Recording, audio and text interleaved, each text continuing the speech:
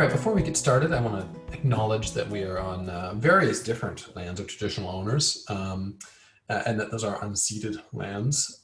Want to give our respect, acknowledge any elders who may be present, elders past and present, and that in acknowledging that Latrobe is committed to providing opportunities for Indigenous Australians, communities, individuals, in the teaching, learning, research process, engaging with community partners across all of our campuses. And I think in particular, being the only kind of Victorian university, Latrobe has responsibility to be champions and to work really hard in this space. And I've been here for about 1.5 years, and it's really heartening to see some of the developments that have taken place in that space. So yeah, acknowledgement in that way. All right. My name is Wade Kelly. I'm a Senior Coordinator of Research Impact. And I'm on the Focus on Research Committee. Focus on Research is the term that we've adopted this year. In the past, we used to have a research day and then a research week. And this year we thought, let's have a whole month. But Research Month doesn't, it's not very good branding. So Focus on Research is what we went with. And there is a whole variety of different activities throughout the month. I encourage you to check them out. This is actually basically the first day. This is, I think, the actual first event in the whole catalog of activities. So you guys are just early adopters, those of you who have joined us. So thank you for joining us. And I'm really excited that we're showcasing the people from the Shepparton Research Network. There's going to be 4 different talks that are all happening this week, and they're short talks, about 10 minutes long, with some questions after. So as you're watching and listening to our presenters today, if you've got questions, feel free to pop them up in the chat. Myself and Nicola will be monitoring those, and we'll hopefully be able to get to as many as possible. But I hope to have you out by about 12:45 or 10 to 1. The rest of the series you can sign up for now. Suzanne has done a wonderful job of curating a fantastic lineup of researchers at different career stages who are going to talk about their experience across the research process. And I love these events because it gives you just these lovely little insights into the offices and the spaces and into the minds of researchers that you might not otherwise have access to. So today we've got 3 presenters. Phuc Nguyen is going to be talking about the factors that encourage job seekers to find a job or move off benefits.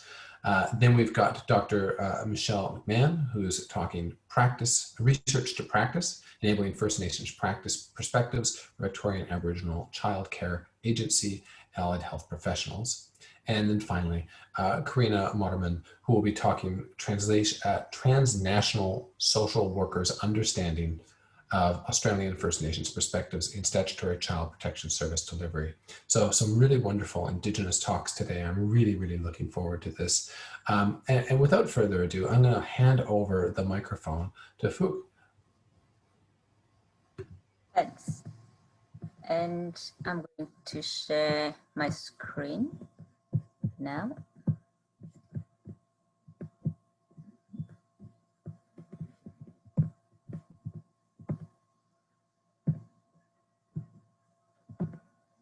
Can you see my screen now? Yeah, we can see it.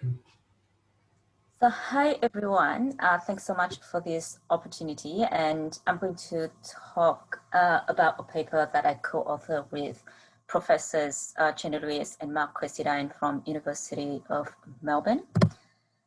So, unemployment is undesirable with devastating social and personal costs. That's why governments are investing in solving the problem. And theoretically, there have been 2 key approaches to solving this problem. The first one is called passive labor market policies, and the second one is active labor market policies. So for the first one, it focuses on providing income support for the unemployed. Basically, it aims to create some kind of safety net for those who are genuinely unable to work to prevent those people from hitting the bottom. The active labor market policy, on the other hand, is unlike the first one. In addition to the unemployment benefits, it also subject the unemployed to compulsory activities that are believed to help the unemployed get job ready. That is called mutual obligations for the job seekers. That's why the active approach is also dubbed as tough love, workfare, or welfare to work. And over the past 2 decades, many OECD countries have embraced the active approach to solving unemployed. Underpinning active labor market policies are 2 key drivers. The first one is Lawrence Mead's deficit model of welfare recipients. So it is argued that there exists a phenomenon of demotivation of job seekers while being on benefits. And secondly, job seekers' demotivation is proportional to the duration they are on benefits. So basically, underpinnings this model is the argument that it's job seekers' fault for being on benefits and job seekers need activating. On the right-hand side, some mechanisms are used to activate job seekers. There are mutual obligations, like I said previously, which include work for the door, administrative job search obligation, CDC. And the second is work first approach, which requires job seekers to accept the first available job offer instead of waiting for the better one. And consequences for failing to comply include benefit reduction or withdrawal altogether. The second driver is the emergence of new public management. According to this theory, this new principle, government could improve efficiency and effectiveness of public service delivery by introducing contestability into public service delivery, and they can do so by outsourcing the service delivery to private providers. And however, private providers are argued to be profit maximizers, so they need activating as well. The mechanisms that have been put in place include outcome-based payment. So providers are paid for actual placements that they can generate. And they are also subject to differential outcome payment. That means the harder the job seekers to place into job, the higher the payment will be. So in Australia, for now, job seekers are classified into 3 categories, A, B, C. C is the hardest, the group of the hardest to place into job seekers, and usually a placement for that for the category will attract the highest payment from the government. And the third one is business reallocation, where the market share will be reallocated to other providers in the region if the current provider is not performing well. For the past 2 decades, our research team are interested in unpacking the impacts of welfare to work reforms on the practices of private providers. And we are also interested in the impact of such practices on the welfare program outcomes as a whole. So if you look at the private providers level here, the practices could be divided into 2 levels. The first one is organizational level, and the second one is frontline level. And it is believed that the factors at organizational level influence the way the staff come up with when working directly with job seekers. That means the factors at the frontline level, and this is the focus of our study for the past 2 decades. The literature into welfare to work at frontline level is abundant, but reviewing the literature, we identify a couple of gaps there. First, most of studies are interested in comparing the changes across waves of reforms, or they're interested in comparison between different countries. Some study attempt to correlate some factors with program outcomes, but they do so separately. So for this paper, we are interested in whether there is a set of general organizational and frontline factors that make a difference to the outcome of the program. To answer that question, we use survey data that we collected in 3 countries, Australia, the UK, and the Netherlands in 1998, 2008, and 2012. Why these 3 countries? They are believed to be the 3 pioneers in embracing active labor market policies. And the surveys returned 3,390 usable responses. And in terms of methodology, we use exploratory factor analysis to identify 2 sets of determinants at organizational level and at frontline level. And we use PRS, SEM, structural equation modeling, to test the relationships between the determinants and the welfare program outcome for 4 reasons that are listed on the slides. Out of our EFA analysis emerged 3 organizational factors. They are work first, staff discretion, and information base. So work first, like I said previously, work first approach refers to the extent to which agency emphasize on helping job seekers to get a job quickly. Like I said previously, now job seekers are expected to accept the first available job offer instead of waiting for the better opportunity, which might mean more sustainable outcome for them. Staff discretion, on the other hand, refers to the extent of autonomy agencies grant their frontline staff. Information-based, the extent to which frontline staff are informed about different dimensions of their work, and all of these factors are controlled, are influenced by the organizations, by the agencies that they are working for. We also identified 4 frontline practices.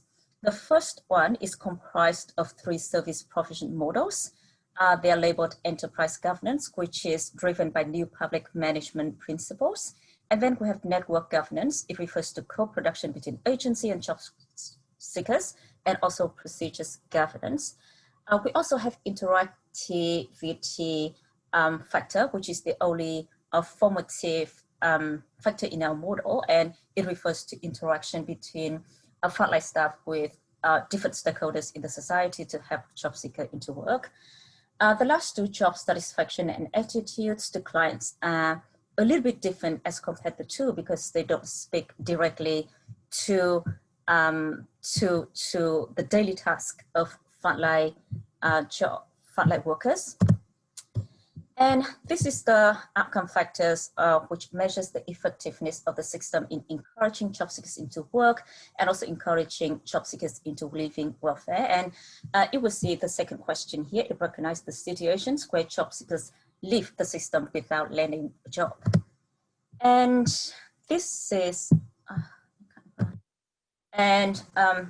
these are, we have literatures to back up 4 associations that are highlighted in black, and we don't have enough literature to back up associations between the other 3 and outcomes. So we leave it as question mark in red, and whatever that comes out of our analysis are primarily statistically driven.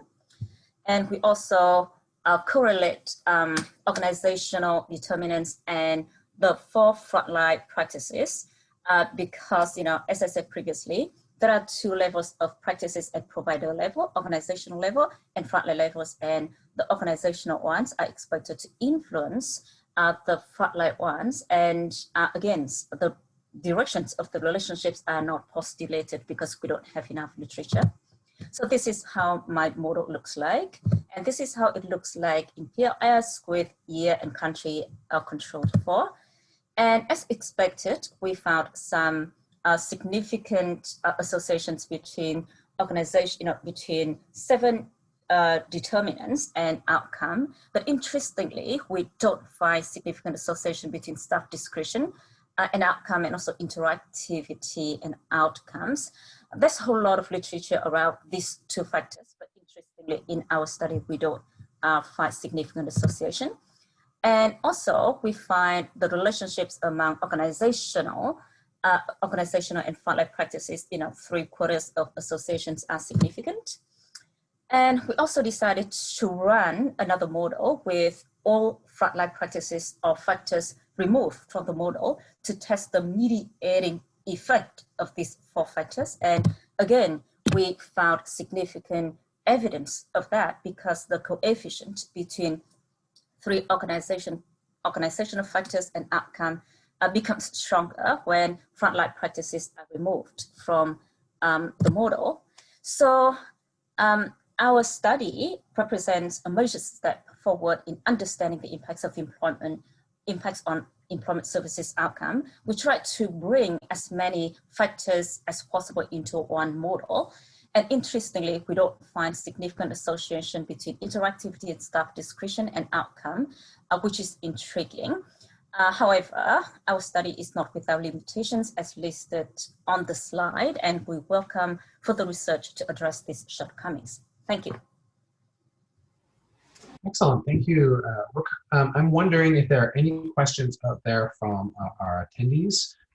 We've got a number of people who have joined us in the webinar format, so you can either use the question and answer format, or you can pop it in the chat as well. I believe the chat should be open.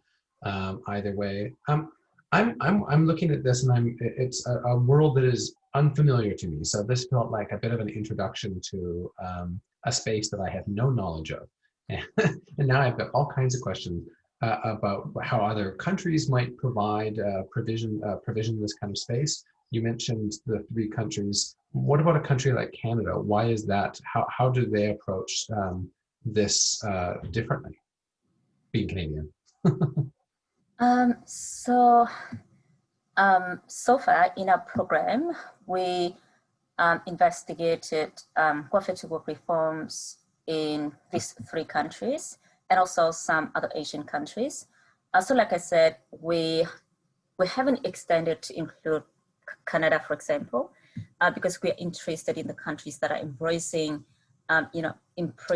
new public management principles in the way they deliver welfare to work services. So Canada is not there, and I can't comment on that specifically. Yeah. And in the next round of our study, we are extending to include Denmark, Ireland, and Belgium as well. So to be honest, for practical reasons, the extension reflects the expansion of our collaboration network, to be honest. So this initial survey or study is a bit of a case study to identify how the kind of knowledge that you need in order to be able to scale up the questions and include more countries in the next study. Okay. Yep. There's a question from Elizabeth. She's asking, do we have to accept the Mead welfare deficit framework, i.e. job seekers are solely responsible for their situation when thinking about this? So there's a debate around this assumption. Clearly, what I want to say here is that underpinning the current framework is that assumption, but researchers and other civil organizations in the society don't necessarily agree to that kind of assumption. So many say that unemployment is because of structural problems instead of the fault of the job seekers. But clearly, the underpinning assumptions change the framework, change the approach adopted by the government to managing the services to job seekers. And so I guess at the base of this question then is that the Mead idea permeates your research, but that you could also challenge that as as the grounding of the research as well. Is that correct? Exactly. And for the past several years, we are trying to find evidence that shows if that kind of approach improves the outcomes. And in many cases, we don't see that kind of connection. But clearly, it's been 2 decades already, and the assumption still holds for now, especially in the next round of reform, which is to be introduced by 2022. I don't expect that to happen here in Australia. Any change to happen here in Australia, the assumption still holds. Right, it'll continue on that model. Elizabeth says, thank you. Thank you, Elizabeth. And we'll do one final question from Lucinda. I was wondering if you can elaborate more fully on what the variables interactivity and staff discretion cover and the ways that this impact on outcome. Can you say again, please? Yeah, the variables interactivity and staff discretion, what does that Yeah. cover? And in what ways do they impact on outcomes? So the staff discretion, like I said previously, it refers to the autonomy to extent of discretion that frontline staff have when they interact with job seekers, when they help job seekers. And interactivity refers to the interaction between frontline staff with different stakeholders. And we identify three groups of stakeholders, the public, the civil, and the basic. And so, like I said previously, we don't find any significant association between these two factors and the outcomes, and which is very intriguing because there's a whole lot of discussion around staff discretion. The term in my title, in the paper's title, is street level bureaucracy, which was devised by Lipsky in 1990.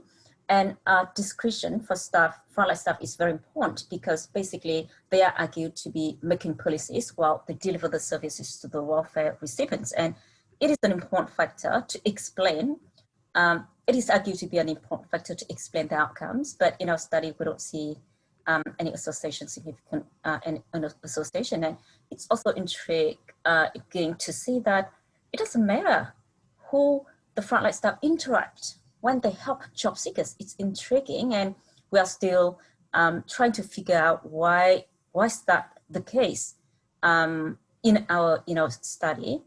So we can't, yeah.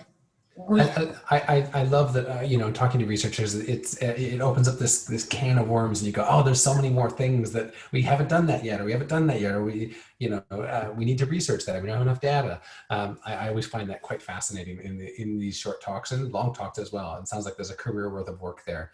But we have to move on. So put your virtual hands together for Michelle, for Phuc. And thank you so much. And we're going to move on to Michelle McMahon. All right, Michelle, are you ready to take the podium or the lectern or the virtual, whatever we've got here? I'm ready.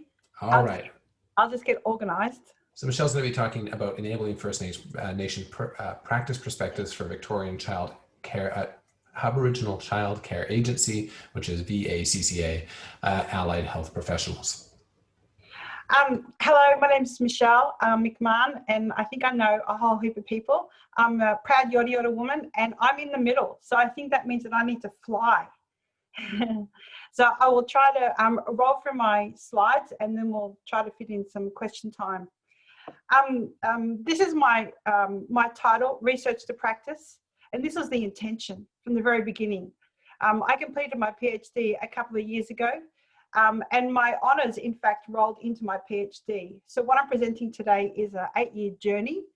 And so from the very beginning, it was to impact education and practice. On this screen here, and I hope that you guys are looking at a variety of Torres Strait Islander and Aboriginal academics. Is that right, Wade? I just wanted to put up this screen because I was very fortunate to be a member of NIRICAN, the National Indigenous Australian Research Network. I was part of NIRICAN for about 8 years. So as an Aboriginal postgraduate student, a couple of times a year, I got to attend workshops and training with these academics that you're looking at the moment. So in a one-on-one way, these academics formed my theoretical perspective, but also the methodology. So it's great to be a product of their mentoring and training. And so one of the things that came from, having this fantastic experience with Australian Aboriginal and Torres Strait Islander academics is I got to learn how to base my research in a relational ontology and the importance for that. And the importance for actually going down to the ontological perspective and growing the roots of this research from the world view is that it is an act of decolonisation. because as you guys are probably very familiar with, many times when First Nations people do research, it can become an add-on to Western ways of knowing. So to base the research in ontology is one way of addressing that situation. But also at the completely the other end of the scale, when we're actually completed the research and we're up to, you know, dissemination of the research findings, to have based the research in relational ontology increases the social capital for the community that it's intended for, because it means that the enunced in the phrases, the words, the language, the meanings that we attach to words have not been lost during the research transition, which gives the research findings a higher community license for the intended audience. So this is just a little quote here. Relational ontology is a view of reality that all entities, plants, animals, elements, skies, waterways, the land, the spirit world, and humans are in relationship like a web. First Nations peoples and many other groups around the globe have held relational worldviews for thousands of years. This ontology creates an infinite number of epistemologies because it's localized. The entities change from landscape to landscape, thus creating different identities, cultures, and languages. These infinite epistemologies have investigated for thousands of years correct concepts for astrology, agriculture, governance, health, communication, law, science, and I could go on. These perspectives are very different from Western European ideas derived from Western ontology. And this is just some brief points, also discussing a relational ontology that can inform research. It's a little picture that I drew back in 2017. And as you can see in the picture, at the top, you have the symbol for ancestors. On the other side, you have the symbol for community. And then the picture with the strange looking E's, they're actually the Eastern Australian Aboriginal symbol for animals. And you also have, you know, the waterways and the skies there. So some of these are some key principles or concepts for a relational worldview that are significant for research. And some of these are around understanding the principles of renewal, that knowledge is local, that knowledge is learnt and observed. Learnt and observed is very similar to Western ways of knowing for qualitative and quantitative. And so a relational research also does include these aspects of quantitative and qualitative research. But then it goes a step further to say that knowledge is learned and observed, but also revealed through dreams, visions, and intuition from ancestors and relationship with country.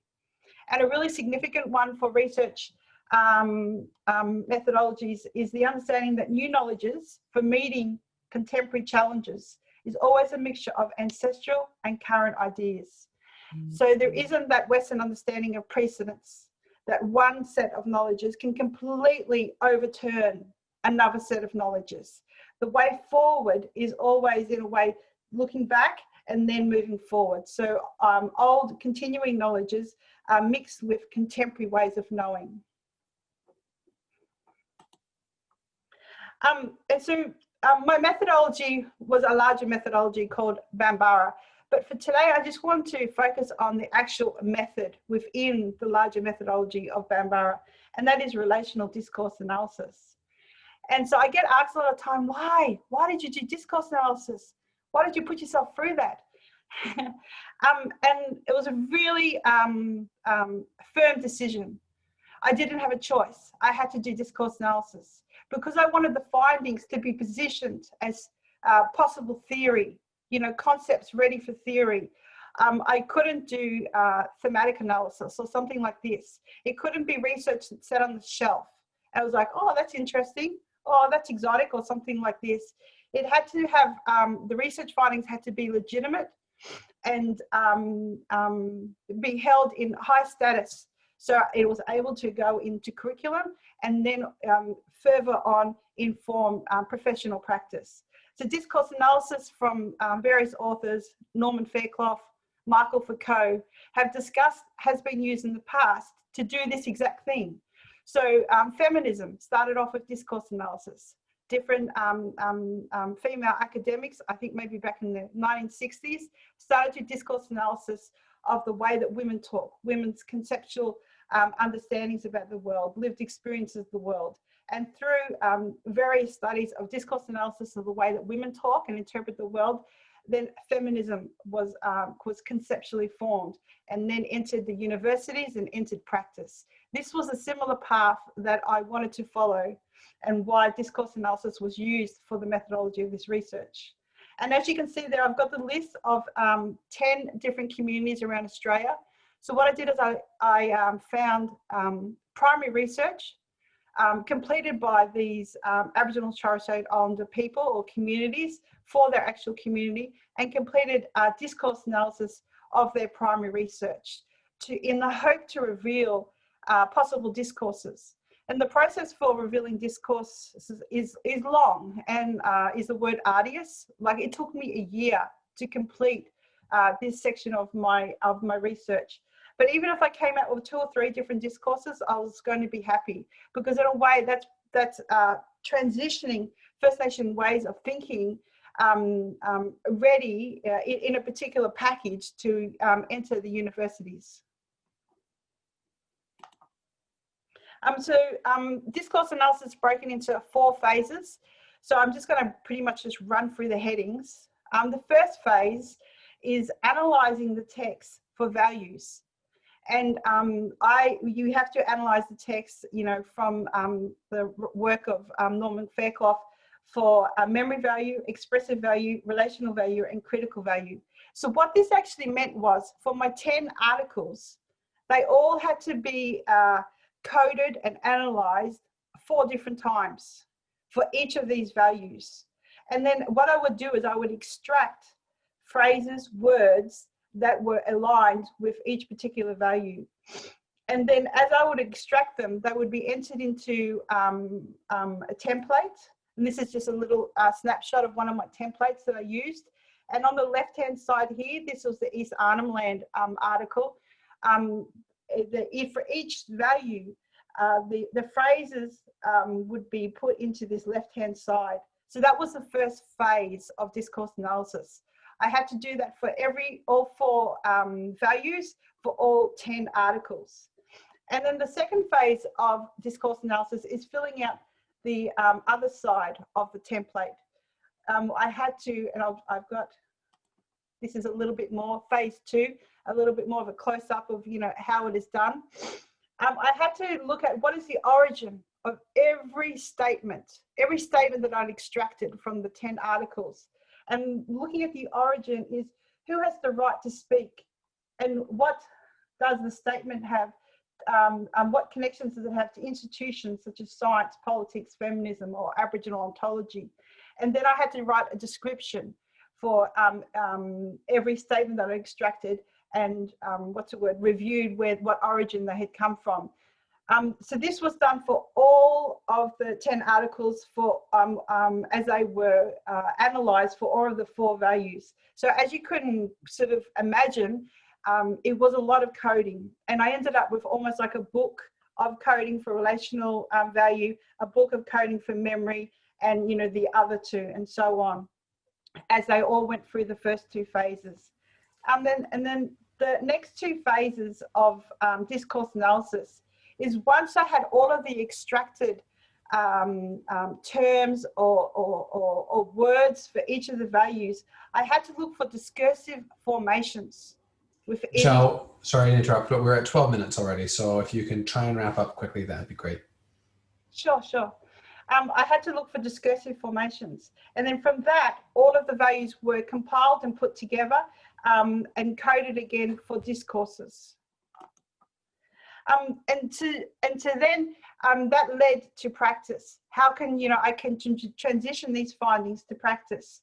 One of the key things that was really important was rapport, to understand that without rapport, First Nations people may withhold medical information, only tell part of the story, and not turn up for appointments or leave the agency or hospital early.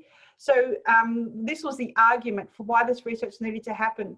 So within education and within practice, that they could hear and see and experience more of their own way of knowing to develop rapport. So then this is actually where the research is up to right now. So these are just some of the findings that come from the discourse analysis. These are some of the discourses. So at the moment, and I'm not going to go through these, but just so you can see, I'm presenting these to various agencies. I'm presenting it to Berry Street soon, Centre for Nonviolence, Australian Institute for Psychoanalysts, and just recently VACA. So I go through all of the key findings, and together in a collaborative industry-based dissemination of the findings, we work out which actual principles are relevant for practice. So we go through these ones here, and so one of them up there is balance. Health and well-being is through balance in a person's relational world. Balance is a holistic view of wellness, not individual symptoms. So we'll take this, and this is my final slide, Wade.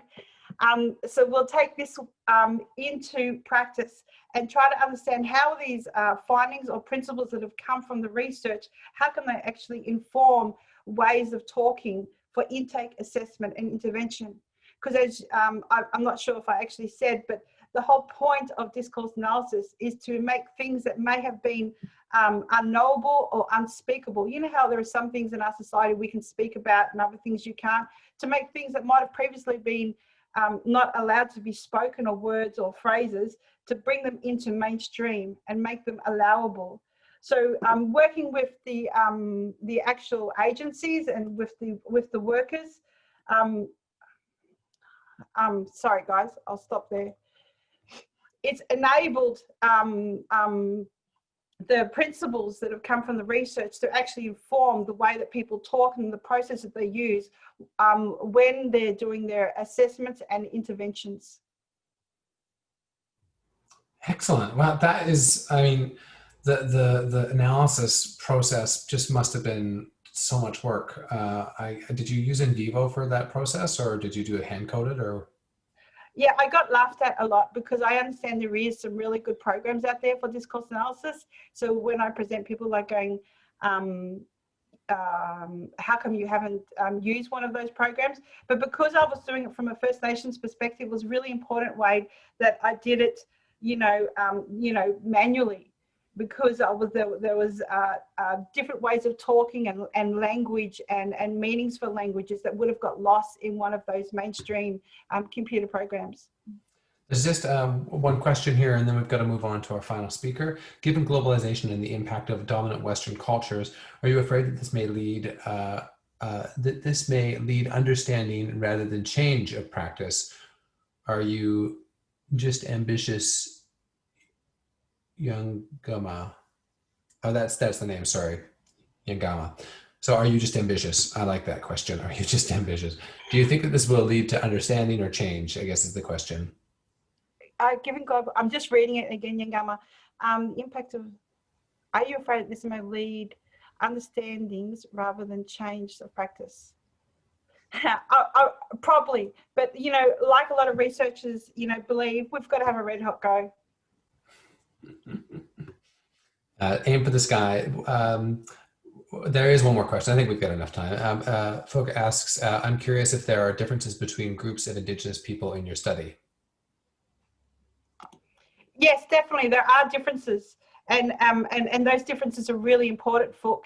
But in areas such as child protection, where all of the assessments are informed by Western European understandings about childhood, I think in areas of incarceration of Aboriginal men, youth, there's some really key areas where we need to come forward with our similarities. Similar, values and concepts, if we are going to inform, such things as assessment and practice, while still recognising and celebrating, our differences as Aboriginal people.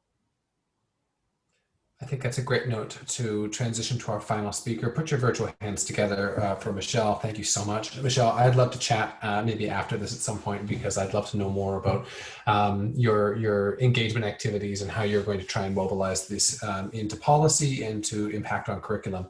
I think there's some really exciting potential there. Finally, our final speaker, we're going to turn it over to Karina Morderman, talking about transnational social workers' understanding of Australians' First Nations perspective in statutory child protection service delivery. Thank you, Wade. And Thank you, Michelle. And I'm very fortunate to have written up the study that I'm presenting today with Dr. Michelle, proud Yorta woman. And I would like to acknowledge that I'm on Penguin Yorta country at the moment and pay my respect to the elders of these communities. Now, Wade already said the title. It's a long title of the talk that I'm doing today. And just about me to start with, I'm a white woman. My ways of being and knowing and doing is embedded in Western perspectives. I come from the Netherlands, I practice in Wales and now in Australia. I see myself as a progressive woman, and I just completed, I had to change this slide, I've now completed my PhD and I passed the examinations, but just making my way through revisions. And the talk today is part of my fourth and final paper. Well, not final, maybe final. There might be one more paper of my PhD. So this is what the talk is about today. And just the context, this is about child protection, statutory child protection. And that is where the government intervenes in family life when children are at risk of abuse and neglect. It's also about overseas recruitment. In Australia, we cannot find enough social workers who want to practice in child protection. And then we recruit them from overseas. And I'm one of them. I was recruited from overseas to practice in Australian child protection workforces. We call these people transnational social workers. And what we see, the government is actively recruiting these people, and we see a rise in international social workers arriving in Australia to practice. And of course, the question is, do these overseas social workers understand child protection in Australia, but also do they understand what it means to work with First Nations peoples? So this is the central question, just explained. What do they understand and what do they know when they come here to Australia? So this is a qualitative study, explorative study, narrative methodology suited this. It's about lived experience. And there were 9 females participating and 4 males. And I interviewed them twice over a 3-year period. So I captured the experience of migrations and getting accustomed to Australians' ways of doing and being in child protection. When I looked at the data collected, I used the lens of cultural humility. And this is a framework from Tervalon and Garcia and Ricks. And it's about self-reflexivity. How do we look at self? Relational reflexivity. How do we relate to the other in our relationships in child protection? And how reflexive is the agencies, the child protection agencies, when it comes to demonstrating cultural humility? So what we saw is that self-reflectivity, I forgot to say, sorry, all the people that participated in this study were from the UK and Ireland. So what these people predominantly said about the position of self is that they had a lot of understanding of people from Sudan, Afghanistan, Libya. They were all white people themselves, most of them born and raised in the UK. So they had a lot of training, a lot of awareness of that, cultural diversity, racism. They talked a lot about that, but they didn't really have an understanding of First Nations people and Indigenous families. And they also weren't really prepared. They didn't really look into the history of Australia and struggled with the concept of colonization. Then when we looked at relational reflexivity, they were somehow somewhat impacted by their migration experience. There were a lot of emotions in research interviews, and child protection is an emotional demanding area to work in. People also experienced a lot of emotions in their private life by relocating to the other side of the world. And somehow this diminished empathy for others. And we see here a quote from Jan, who really said, look, what happened in the past is awful, but hey, there's been an apology. So Aboriginal people have to move on because there's so many resources for them available. So that is not really how we want social workers to think and operate in the field. And then the organizational reflexivity, what we saw is that incoming social workers from the UK, they had a 1-day training or a half-day training about Aboriginal cultural sensitivity. And then they were sent into Aboriginal families with the suggestions they were ready. They understood culture, often talked about one single culture and not about multiple cultures. And they were good to go to work with Aboriginal families. So the findings of the studies is that transnational social workers really did not have a lot of understanding of First Nations perspective in child protection. They had limited self-awareness, limited insight in their own whiteness and the biases they were holding themselves. They were not familiar with decolonized social work, so they had limited reflections on what it means as a white person to walk into an Aboriginal family, let alone remove children. They really needed to shift from a colonist mindset, so only thinking from Western perspective. And this is really difficult because our whole systems and the wider system is really promoting generic service delivery and deriving from Western standards.